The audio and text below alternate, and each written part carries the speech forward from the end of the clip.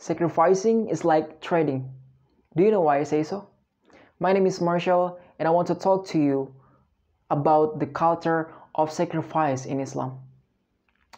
But before I answer the previous question about the sacrificing and trading, I want to talk to you about the brief story of sacrifice. Sacrifice is something really sacred, and it already exists from million years ago. And you see, wherever human exists, the concept of sacrifice is always been there. And in the extreme points, some of human will do sacrifice themselves. And it got me thinking why the sacrifice concept is really universal. Even in our religion, even in Islam, there is a celebration day that called as Eid al-Adha, that we have to sacrifice some of our wealth in the form of cow or sheep, and we will share the meat for the poor people. And if you know the story of Abraham, or we call him in Arabic Ibrahim, he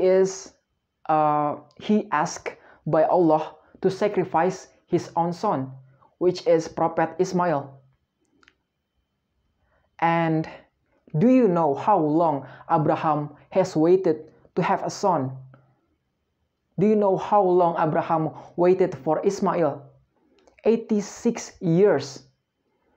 And Allah asked him to sacrifice his own son after he grew up.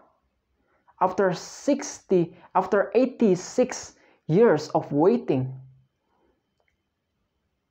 And do you know what in return after Abraham accepted to sacrifice his own son, the most precious one in their life, in his life, I mean.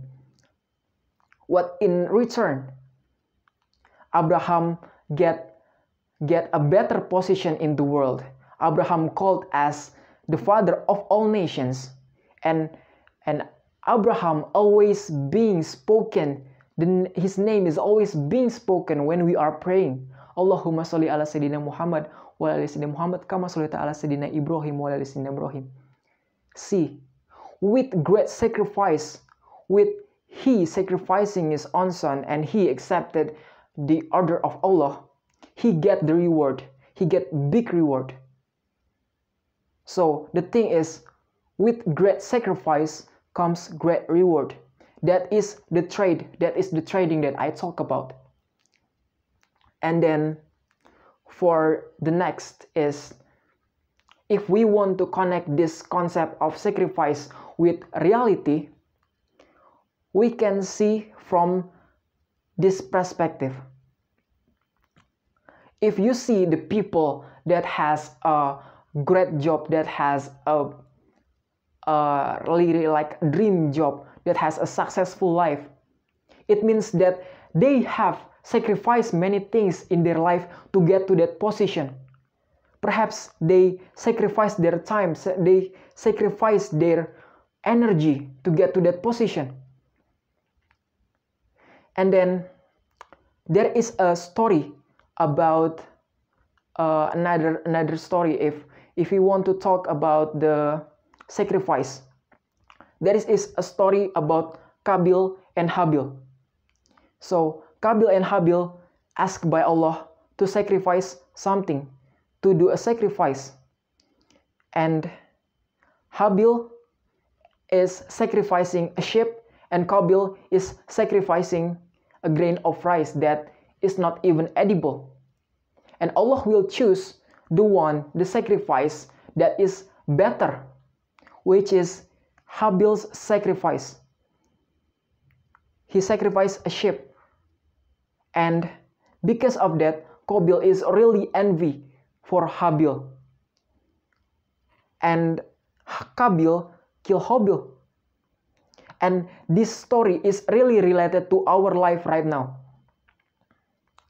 If there is a people, there are some people that is envy for someone that has better life, better position in their job. He is envy because he don't sacrifice anything in their life. You see, the people that has a better life, that has a better job, that means they sacrifice their time, their energy, their youth to get to that position. But the people that is envy, that they don't do anything, they don't even sacrifice anything, but they just envy, just like Kobil that only sacrifice a grain of rice that is not even edible. But see, Habil, that the people that has a successful life, that sacrifice something great, something that sacrifice their time, their energy, they'll have a better position. So now, if you want to have a better life, if you want to get something what you want in your life, you have to choose what kind of thing that you want to sacrifice. So now, you perhaps you can sacrifice your time to playing games, sacrifice your time to just not to play games, not to watch YouTube or too much watching TikTok videos. Just sacrifice them, watch them all. You have to sacrifice that to get what you want in your life. So the question now, what kind of thing that you want to sacrifice in your life? Thank you.